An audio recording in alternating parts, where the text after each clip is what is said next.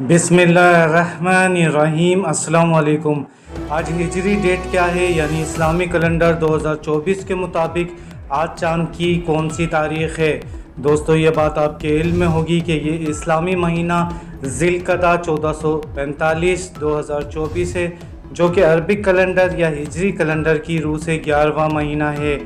और हमारे जितने भी त्यौहार हैं वो सब चाँद की यानी उर्दू तारीख़ के हिसाब से ही मनाए जाते हैं, इसलिए हमें चाँद की तारीख़ मालूम होना चाहिए। इससे पहले कि हम वीडियो में आगे बढ़ें, हमारे चैनल को इस्लामी कैलेंडर के मुताबिक चाँद की तारीख़ जानने के लिए लाजमी सब्सक्राइब कर लें। दोस्तों आज मई की 28 तारीख़ और मंगल का दिन है, जबकि इस्लामी कैलेंडर 1445 के मुताबिक आज चाँद की 19 तारीख़ है। जी हाँ दोस्तों, आज ज़िलक़दा की 19 तारीख़ जबकि 28 मई 2024 और मंगल का दिन है।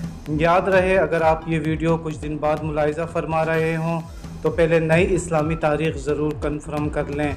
अपनी दुआओं में हमें भी याद रखिएगा। अल्लाह हाफिज़।